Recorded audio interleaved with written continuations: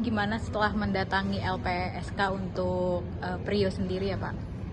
Ya, jadi hari ini saya mendatangi LPSK ya dalam rangka untuk mengajukan proses justice kolaborator. Jadi upaya ini bersesuaian dengan komitmen kami gitu kan, bahwa Priyo merupakan saksi yang sangat berkualitas, di mana pelaku ini terdapat 2 orang pelaku, sehingga pelaku Priyo ini setelah merasa dirinya bisa tenang, tidak di bawah rasa ketakutan gitu, karena ada ancaman, ada pressure daripada pelaku yang lainnya, maka hal ini merupakan sesuatu hal yang perlu diperjuangkan untuk bisa memperoleh status justice kolaborator sebagaimana diatur di dalam peraturan pemerintah nomor 24 ya tahun 2005 ya, terkait dengan penanganan khusus dari saksi pelaku yang bersedia bekerjasama dengan aparat penegak hukum, di mana keterangannya dari rangkaian peristiwa pembunuhan kasus Pawon ini sangat berkualitas dalam membuka seterang-terangnya peristiwa yang sesungguhnya. Mungkin tadi di dalam seperti apa Pak? Diterima dengan baikkah oleh LPSK atau seperti? Ya, tadi alhamdulillah diterima dengan baik oleh petugas LPSK ya. Jadi untuk mengkonfirmasi beberapa persyaratan administratif dan persyaratan substantif juga tadi sudah dilakukan telaah gitu. Dan selanjutnya menunggu untuk penanganan dari LPSK. Apa dari semua persyaratan yang diajukan dan diminta oleh LPSK, apa saksi dari Priyo sendiri memenuhi semuanya Pak untuk jadi justice collaboration maupun dilindungi? Ya, secara formil sudah terpenuhi semuanya. Tinggal nanti secara substantif gitu kan, apa sih yang menjadi kebijakan LPSK di dalam menentukan status saudara pelaku Priyo ini, saksi pelaku Priyo ini bisa diberikan penghargaan sebagai justice collaborator. Untuk menunggunya berapa lama mungkin Pak dari LPSK-nya sendiri? Sekitar 2 minggu sampai 1 bulan. Nah, ini kan berdekatan juga dengan sebentar lagi akan tuntutan ya Pak untuk Priyo sendiri. Nah, ini gimana Pak dengan ini yang masih harus berjalan? Ya, kita secara beriringan saja ya, berjalan gitu.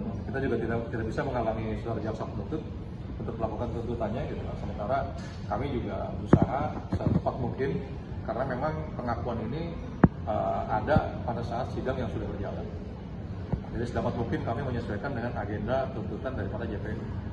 Dan mudah-mudahan bisa diikuti dengan agenda tuntutan.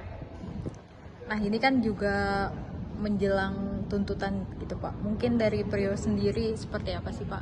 Gimana? Menghadapinya Priyo sendiri menjelang tuntutan. Dia sudah mentalnya sudah memiliki kekuatannya. Apapun yang akan dituntut, apapun yang nanti akan menjadi dia terima gitu sebagai sanksi atas perbuatannya, itu dia sudah lapang dada.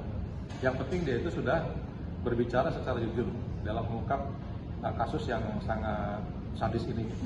Dia sudah tenang dengan dia mengungkap fakta yang sebenarnya, gitu. Dia udah plong, tinggal dia berharap ya kebijaksanaan daripada aparat penegak hukum dengan justice collaboration ya, ini. Termasuk juga upaya untuk memperoleh predikat justice collaborator.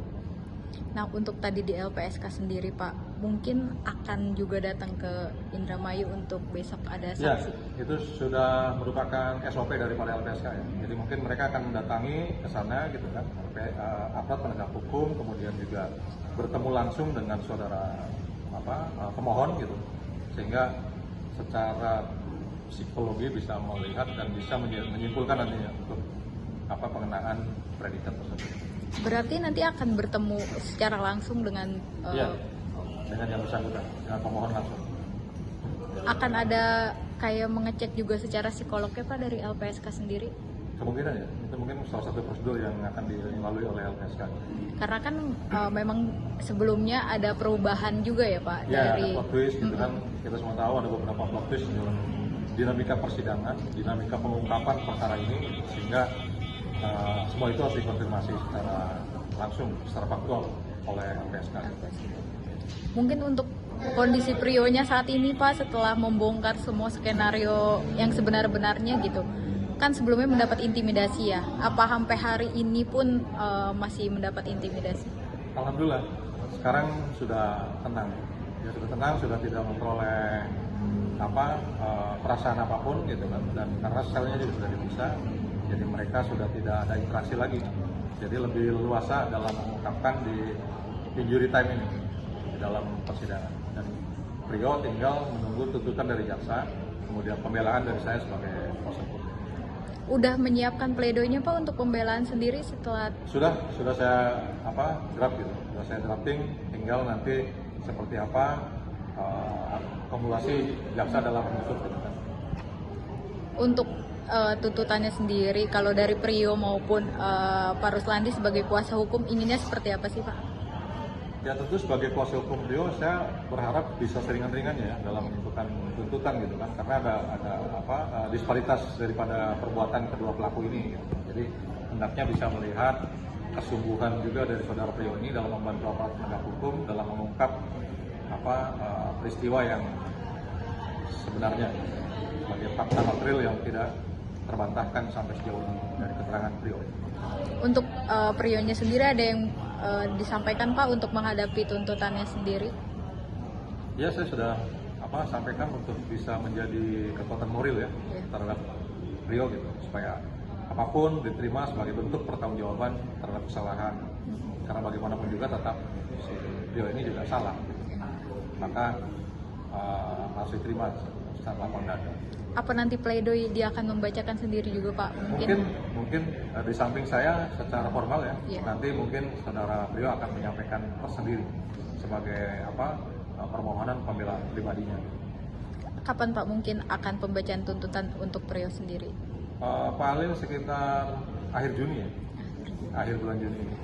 Jedanya mungkin terlalu jauh ya Pak untuk pembacaan tuntutan? Masih normal, seminggu 2 minggu gitu, bahkan 3 minggu pun masih diperbolehkan oleh majelis hakim. Kan ini berbeda ya Pak, sedangkan untuk Ririn sendiri masih panjang rangkaian persidangannya. Iya, masih. Mungkin itu perbedaannya apa Pak? Jadi ada beberapa pembuktian yang harus dilalui oleh saudara terdakwa Ririn. Karena sekarang juga Ririn masih melalui pengacaranya akan menghadirkan bukti ahli dari telematika ya, mungkin ahli IT gitu, untuk mengkonfirmasi beberapa fakta persidangan gitu. Salah satunya adalah CCTV yang masih menjadi pertanyaan dan perlu mungkin dilakukan telaah. Kemudian juga belum melewati pemeriksaan terdakwa dari para saudara Ririn sendiri. Kemudian rencananya jaksa penuntut juga akan mengajukan saksi tambahan. Jadi itu perbedaannya ya Pak? Perbedaannya masih ada beberapa agenda tahapan yang berbeda dengan saudara Prio. Pak, mungkin terakhir untuk Prio sendiri setelah melakukan pembongkaran skenario Ririn sendiri, ada nggak kuasa hukum dari Ririn yang menghubungi Pak Ruslandi? Nggak ada, sampai sekarang nggak ada. Kita semua bekerja secara profesional. Tidak ada yang saling menghubungi, walaupun pengacara dari Ririn juga kenal saya, kita saling kenal. Alhamdulillah sampai hari ini tidak. Kita semua berjalan sesuai profesionalisme masing-masing gitu, on the track. Justru intimidasi itu datang sebelum ada pembongkaran skenario itu Pak? Iya, ke Prionya. Iya, ke Prionya. Berarti sekarang sudah Sekarang sudah tidak ada.